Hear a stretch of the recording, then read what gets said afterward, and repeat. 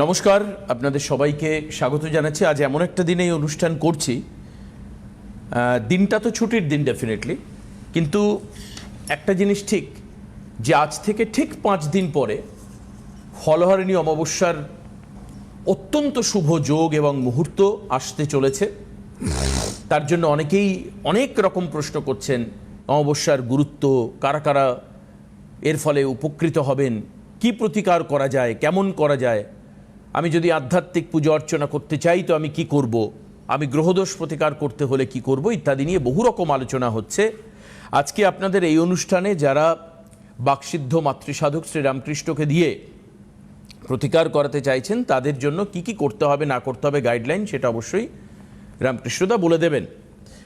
আজকে সাবজেক্ট হচ্ছে খুব একটা রিয়েলিস্টিক সাবজেক্ট, যেটা সমাজে বহু ক্ষেত্রে বহু অংশে আমরা দেখতে পাই, আমাদের পরিবার পরিজন বন্ধু বান্ধবের ক্ষেত্রে, যে মানুষকে দুঃখ দেওয়ার একটা প্রবণতা থাকে, অনেক ক্ষেত্রে কারণে, অনেক ক্ষেত্রে অকারণে, অনেক সময় জেনে, আবার অনেক সময় না জেনে। এই যে মানুষকে কষ্ট দেয় বা দুঃখ দেয়, কারণে অকারণে, জেনে না জেনে, ইচ্ছাকৃত বা অনিচ্ছাকৃত, এর ফলে যে মানুষকে দুঃখ দেয় বা কাঁদায় বা কষ্ট দেয়, সে কি দীর্ঘদিন ভালো থাকতে পারে যদি সেটা তার ইচ্ছাকৃত হয়, ইন্টেনশন? অনেক সময় মানুষ কি করেন, ভুল করে ফেলেন, জানেন না। সেই ক্ষেত্রে একরকম, জেনে বুঝে ইচ্ছাকৃতভাবে পরিকল্পনা মাফিক, পূর্ব ধারণা অনুযায়ী বা পূর্ব নির্ধারিত প্ল্যান অনুযায়ী, পরিকল্পনা অনুযায়ী মানুষকে কাঁদাতে পারেন, দুঃখ দিতে পারেন। আমাদের সংসারের ক্ষেত্রে, আমাদের কলিগদের ক্ষেত্রে, বন্ধুবান্ধবদের ক্ষেত্রে, প্রেমের ক্ষেত্রে আমরা দেখি। সেটা যে কষ্ট দেয় তাকে কি ভাবায়, তাকে সে কতদিন ভালো থাকতে পারে, এটা হচ্ছে আজকের প্রশ্ন। আসুন, বাকসিদ্ধ মাতৃসাধক শ্রীরামকৃষ্ণ উপস্থিত রয়েছেন, আমি স্বাগত জানাই আজকে দুপুরবেলার এই অনুষ্ঠানে। নমস্কার, আমার সকল দর্শক বন্ধুদের প্রণাম জানাই এবং আমার আরাধ্য দেবী তারামাকে প্রণাম জানিয়ে, আমার জন্মদাত্রী পিতা মাতা এবং গুরুদেবকে প্রণাম জানিয়ে, এবং আমার থেকে বয়সে কনিষ্ঠ সকল ভাই বোনেদের আমার শুভেচ্ছা এবং ভালোবাসা জানিয়ে আজকের অনুষ্ঠান শুরু করছি। আজকে এই মুহূর্তে আমি কিন্তু তারাপীঠে রয়েছি। এই মুহূর্তে আমি তারাপীঠে রয়েছি, কাজকর্ম করছি। আপনাদের গতকাল রাত্রে আমার হোম যজ্ঞ পুজো পাঠ হয়েছে। আগামী 16 তারিখও ফলহারিণী অমাবস্যায় আমার কিন্তু হোম যজ্ঞ এবং পুজো পাঠ রয়েছে। তো বিষয় হচ্ছে যে এই যে আমরা যে মানুষকে দুঃখ এবং কষ্ট দিই, প্রত্যেক ক্রিয়ার সমান এবং বিপরীত প্রতিক্রিয়া আছে, এটা নিউটনের 3rd ল। তো আমরা দুঃখ দিলে সেই দুঃখটা কিন্তু আমাদেরই পেতে হবে, আজ পাই বা কাল পাই। তো আমরা সবসময় ঈশ্বরের কাছে এটাই কামনা করব যে হে ঈশ্বর, আমি জ্ঞানত কিংবা অজ্ঞানত যেন কাউকে দুঃখ বা কষ্ট না দিই। তো মনে রাখবেন যে ছোটবেলা থেকে আজকে প্রায় 32 বছর আমি কিন্তু জ্যোতিষ চর্চা করেছি। আমি সবসময় চেষ্টা করি যে মানুষের কোন দিকটা পজিটিভ আছে সেটাকে আরও পজিটিভিটি করা যায়, আরও এগিয়ে নেওয়া যায়, সেই চেষ্টায় আমি সর্বক্ষণ নিজেকে নিয়োজিত রাখি। আমি কখনো প্রফেশনালি হয়তো জ্যোতিষ, কিন্তু পুরোপুরি প্রফেশনালি কাজ আমি করতে পারি না। এই জন্য অনেক মানুষ আমাকে কিন্তু আপনারা ফোন করেন এবং প্রত্যেকটা সময় আমি আপনাদের ফোন রিসিভ করার চেষ্টা করি নিজে। এর জন্য আমার কোনো সেক্রেটারি বা পিএ আমি কিন্তু রাখিনি। আপনাদের ভালো মন্দ, সুখ দুঃখ, অভিযোগ প্রতি মুহূর্তে আপনাদের ভালো লাগা মন্দ লাগা প্রত্যেকটা আমি আমার মনের মধ্যে নোট করি, এবং এই কারণে পশ্চিমবঙ্গের বহু মানুষের সঙ্গে আমার পার্সোনালি যোগাযোগ থাকে। আর আরেকটা কথা বলে রাখি, আমার একটা পরামর্শ সত্যি সত্যি আপনাদের জীবনটা বদলে দিতে পারে, এটা আমি বিশ্বাস করি। আর আমার বাড়িতে যে মায়ের প্রতিষ্ঠিত মন্দির রয়েছে, সেই মা বাচ্চাদের মতো কথা শোনে। বাচ্চারা যেমন কথা শোনে মায়ের কাছে, মা যেমন বাচ্চাদের বললে বাচ্চারা কথা শুনে নেয়, তেমনি আমার মা কিন্তু সন্তানের কথা শোনে। একদম শিশুসুলভ আচরণ আমার মায়ের। আমি মায়ের কাছে কাঁদি, মায়ের কাছে জানাই, হ্যাঁ, কিন্তু মা সকল সমস্যা থেকে মা কিন্তু আমাকে উদ্ধার করেন এবং প্রতিকার বা প্রতিবিধানের একটা রাস্তা দেখিয়ে দেন। তো এই যে দুঃখ দেওয়া, এটা জন্ম ছকের মধ্যে থাকে। কেউ মানুষ অনিচ্ছাকৃতভাবে পিতা মাতাকে দুঃখ দেন। যাদের হরোস্কোপে গুরুচণ্ডাল যোগ আছে, কিংবা মাঙ্গলিক যোগ আছে, কিংবা একাদশে রাহু রয়েছে, কিংবা একাদশে কেতু রয়েছে, কিংবা লগ্নে রাহু রয়েছে, এই সব জাতক জাতিকারা বিনা অবুঝের মতো মানুষকে কিন্তু দুঃখ দিয়ে থাকেন। অনেক মানুষ নিজে ফিল করেন না, কষ্ট দেন, দুঃখ দেন, কিন্তু তার মধ্যে সেই বোধ শক্তিটুকু নেই। জেসাস খ্রাইস্টকে যখন ক্রুশে বিদ্ধ করা হচ্ছিল, তখন তিনি ঈশ্বরের প্রতি বলেছিলেন, হে পরমেশ্বর, এরা একটা মানুষকে ক্রুশ বিদ্ধ করলে কতটা ব্যথা লাগে, এই বোধ শক্তি এদের মধ্যে নেই, তুমি এদের ক্ষমা করো। তাই ক্ষমাই হচ্ছে পরম ধর্ম। আমি এখনো পর্যন্ত যারা বলেন যে দাদা আপনার কাছে তো কাজ করে আমি কোনো উপকার পাইনি, তাদের কাছে সবিনয়ে আমি বলি, আপনারা আমার কাছে আসুন। আপনি আমার যে ব্যবহারিক চার্জেস, যেটা রেমিডির মেকিং চার্জ, যেগুলো নষ্ট হয়ে গেছে, সেগুলো সামান্য পরিমাণ বাদ দিয়ে আমি আপনার অর্থ কিন্তু রিটার্ন করে দেব। আপনি আমাকে দয়া করে, আমি মানুষ, আমি একজন জ্যোতিষশাস্ত্রী, আমি যে সমস্ত কিছু পারবো তার গ্যারান্টি কিন্তু আমি দিতে পারি না, কিন্তু আপনার অর্থের গ্যারান্টি আমি দিতে পারি। আমার কাছে আসলে আপনার অর্থ কিন্তু নষ্ট হবে না। এবারে আসি 5 দিন বাদে ফলহারিণী অমাবস্যা। একদম ফলহারিণী অমাবস্যা, এটার একটা বিশেষ মাহাত্ম্য আছে। অনেকে ফলহারিণী অমাবস্যার দিন ফল নিয়ে মাকে দেন, যেহেতু কথাটা ফল আছে। কথাটা কিন্তু কর্মফল হরণ করেন মা। আমরা যে সুকর্ম করি কিংবা অজ্ঞানত কুকর্ম করি, সেটা সেই দিন কিছু ক্রিয়াকর্ম করলে মা কিন্তু ফল বা কুকর্ম হরণ করেন, সুকর্ম দান করেন। 1873 সালে রামকৃষ্ণ পরমহংসদেব শারদামণি দেবীকে, মা শারদামণি দেবীকে ষোড়শী রূপে পুজো করেছিলেন। এবং এই ফলহারিণী অমাবস্যায় যদি পুজো করা যায়, তাহলে কিন্তু সুখ সমৃদ্ধি মোক্ষ লাভ হয়। আমাদের যে কুকর্মের প্রভাব, সেটা নাশ হয়। এই ফলহারিণী অমাবস্যা জ্যৈষ্ঠ মাসের অমাবস্যা তিথিতে পালিত হয়। নিষ্ঠা অনুসারে এই পুজোটা করতে হয়। তন্ত্র মতে তারাপীঠে বহু মানুষ এই দিন কিন্তু পুজো করে থাকেন। এবারে আসি, আপনারা যারা গৃহী আছেন, তারা বাড়িতে বসে এই ফলহারিণী অমাবস্যায় কি করবেন? ফলহারিণী অমাবস্যায় সারা দিন মায়ের নাম যদি আপনি জপ করেন এবং মৌন ব্রত পালন করেন, মানে বেশি কথা বললেন না, প্রয়োজনীয় কথা 2-1টা ছাড়া শুধু সারাদিন মায়ের নাম জপ করে গেলেন, এবং সকালবেলা সারা দিনে আপনি যদি একটু গঙ্গা স্নান করেন তাইলে কিন্তু খুব ভালো হয়। আর মাকে যদি পুজো করেন তাহলে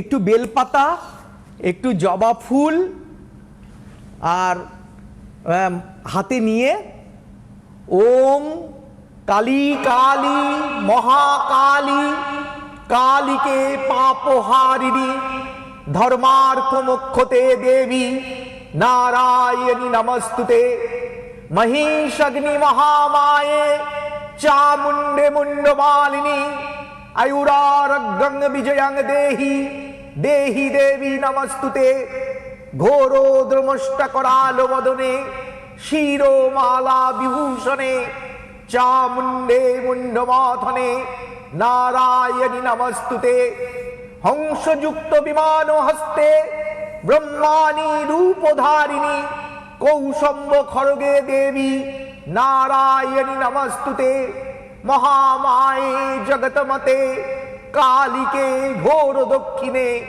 গৃহন্নাং বন্দনা দেবী নমস্তে শঙ্কর প্রিয়ে।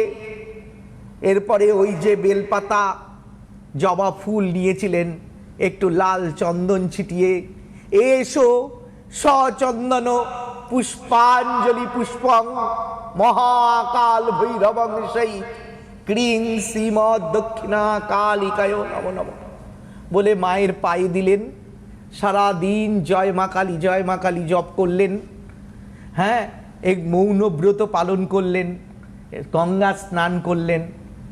দেখবেন আপনার সারা বছর আপনার কিন্তু সুখ সমৃদ্ধি মায়ের কৃপায় আপনার বজায় থাকবে। এইটুকু ছোট্ট কাজ আপনি করতে পারেন। কোনো পুরোহিত ডাকার দরকার নেই, কাউকে পৌরোহিত্য করার প্রয়োজন নেই, কোনো তীর্থস্থানে যাওয়ার প্রয়োজন নেই। আত্মাকে শুদ্ধ রেখে, মনকে শুদ্ধ রেখে বাড়ির গৃহ মন্দিরে আপনি মায়ের মূর্তির সামনে যদি এই মন্ত্র পাঠ করেন, যারা আমাকে হোয়াটসঅ্যাপে লিখে পাঠাবেন আমি মন্ত্রটি আবার আপনাদের পাঠ করে পাঠাতে পারি, শুনে শুনে আপনারা সেটি করতে পারেন। করলে আশা করি ফলহারিণী অমাবস্যার যে ফল প্রাপ্তি, এই প্রাপ্তি যোগ হবে। বহু মানুষ দেখি ফল নিয়ে মাকে দেন, কোনো প্রয়োজন নেই।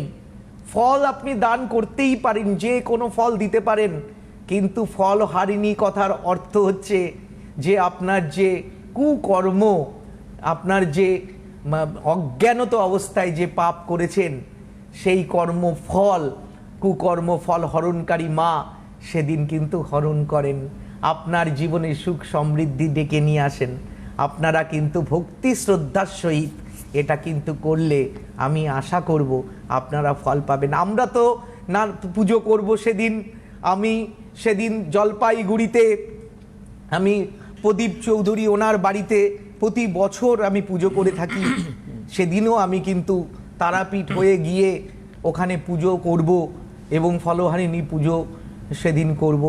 সেই পুজোতে আপনারা যারা যারা আমাকে আপনাদের নাম গোত্র হোয়াটসঅ্যাপে পাঠাবেন তাদের প্রত্যেকের নামে আমি সংকল্প করে পুজো করব। তার জন্য আমাকে কোনো অর্থ আপনাদের পাঠাতে হবে না, আপনারা শুধু নাম আর গোত্র পাঠিয়ে দিলে আপনাদের নামে আমি পুজো করব। আপনারা সকলে ভালো থাকুন।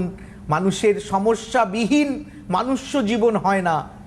যে মানুষ বলবে আমার জীবনে সমস্যা নেই, তিনি কিন্তু মিথ্যে কথা বলছেন।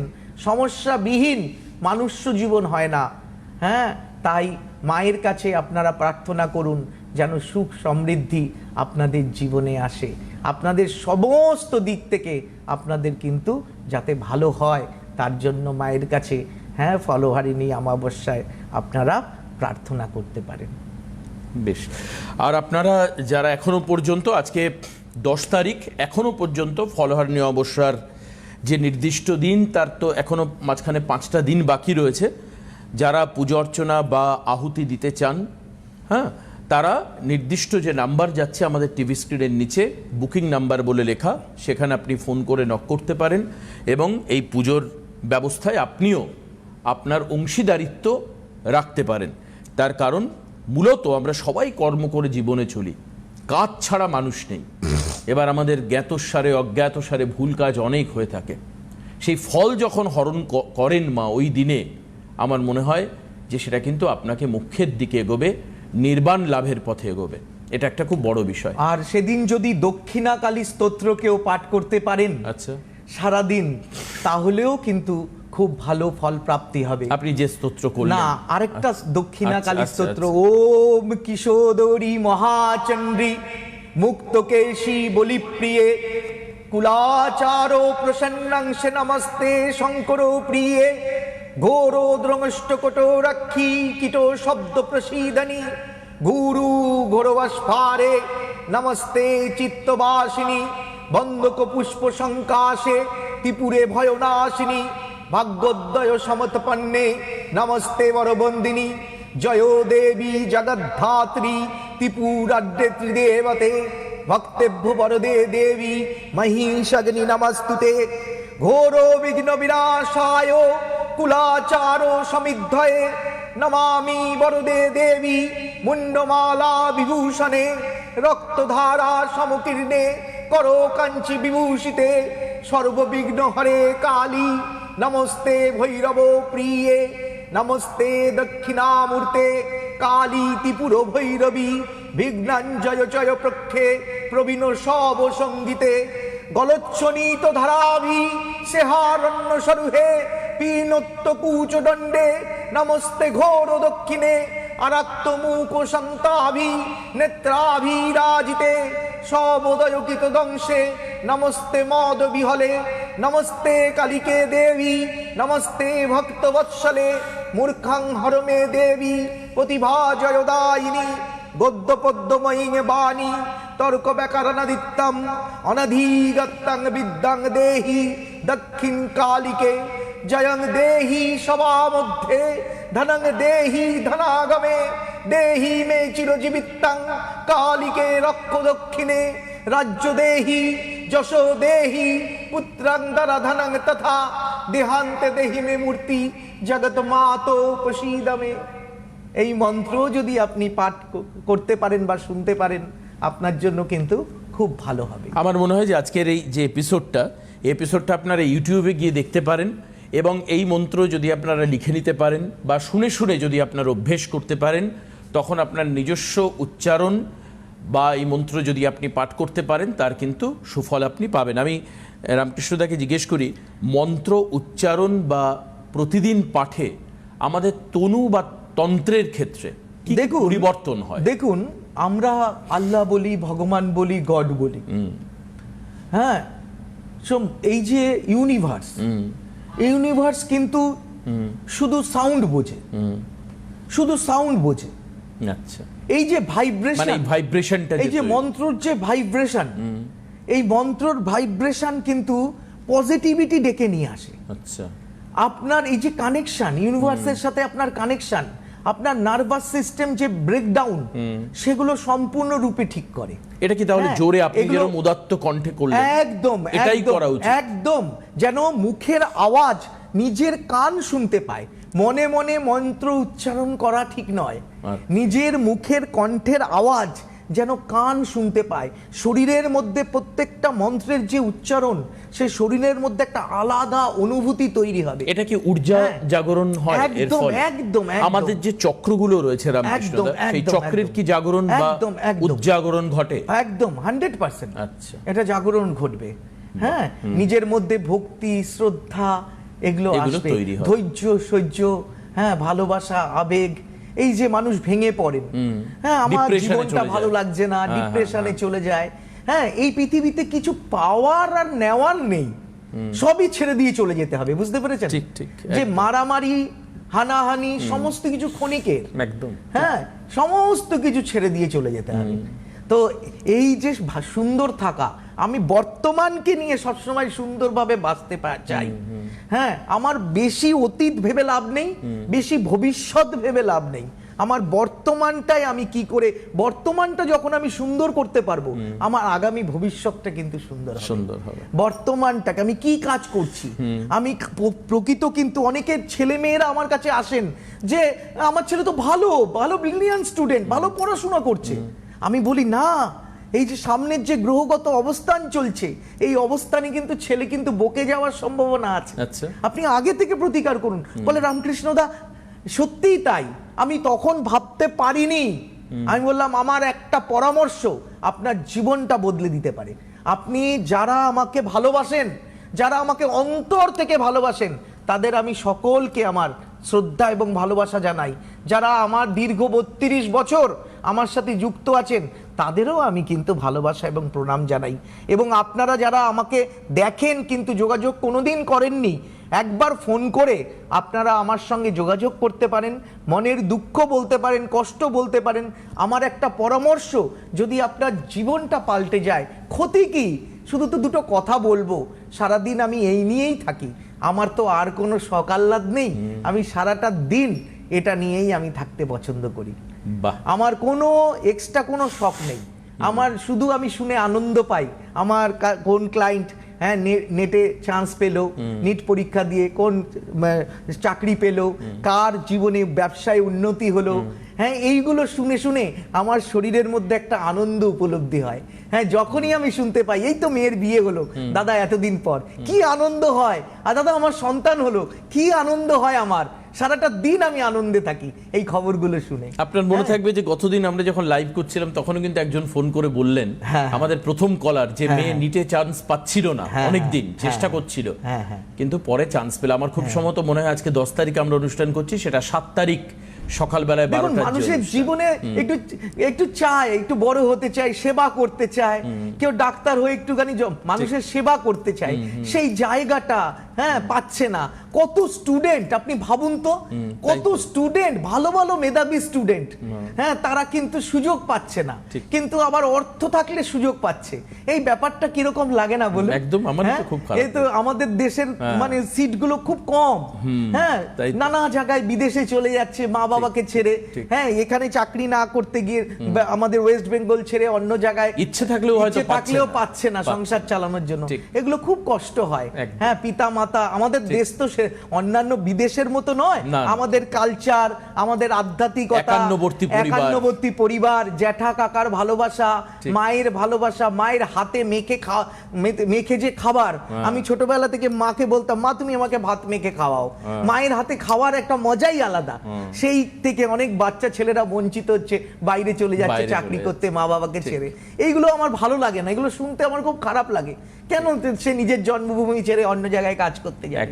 যখন শুনি ঠিক তখন আশা করি নতুন সরকার এসছে, সমস্ত কিছু ভালো হবে, অনেক উন্নতি হবে, এগুলোই তো আমাদের আশা, আর কিছু না। ঠিক, এটাই হচ্ছে প্রত্যাশা। কিন্তু তার মধ্যে থেকে দেখতে হবে যে আমরা যাতে কোনো না কোনোভাবে এই যে ডিরেলড হয়ে যাচ্ছে সমাজ ব্যবস্থা, উচ্ছৃঙ্খল হয়ে যাচ্ছে সমাজ ব্যবস্থার একটা অংশ, সেটাকে যাতে আমরা নিয়ন্ত্রণ করতে পারি।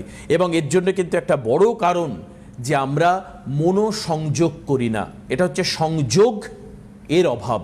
আর সংযোগ তখনই হয় যখন আপনি সংযম করতে পারবেন, সেই সংযমের অভাবটা আমাদের হয়ে যায় এই কারণের জন্য। হ্যাঁ, ব্যাপার হচ্ছে যে দেখুন, ভাগ্যে থাকা চাই, জীবনে ভালো স্বামী পাওয়া, ভালো পিতামাতা পাওয়া, এগুলো সবটাই প্রারব্ধ। ভালো ডাক্তার পাওয়া, ভালো জ্যোতিষ পাওয়া, এটাও কিন্তু প্রারব্ধ। আপনি ভালো জীবনে জ্যোতিষ পাবেন, ভালো আপনি গুরু পাবেন, এটাও কিন্তু আপনার প্রারব্ধ, আপনার কর্মফলের উপর নির্ভর করে। খুব সুন্দর। কিন্তু অবশ্যই মাথায় রাখবেন, ফলোয়ার নিয়ে অবসর জন্য যারা যোগাযোগ করবেন তাদের কিন্তু হাতে আর সময় বেশি নেই। অর্থাৎ ঠিক 5 দিন পর আজ থেকে ফলোয়ার নিয়ে অবসর, কাজেই হেল্পলাইন নাম্বারে যোগাযোগ করুন। আপনার গুরুত্বপূর্ণ যে হেল্প অ্যাসোসিয়েশন সেটা আপনি নিন। আজকে এখানে শেষ করি, আবারও পরবর্তী অনুষ্ঠানে আগামী বৃহস্পতিবার দেখা হবে। সবাই ভালো থাকবেন, সুস্থ থাকবেন। অনেক ধন্যবাদ রামকৃষ্ণদাকে, নমস্কার সবাইকে।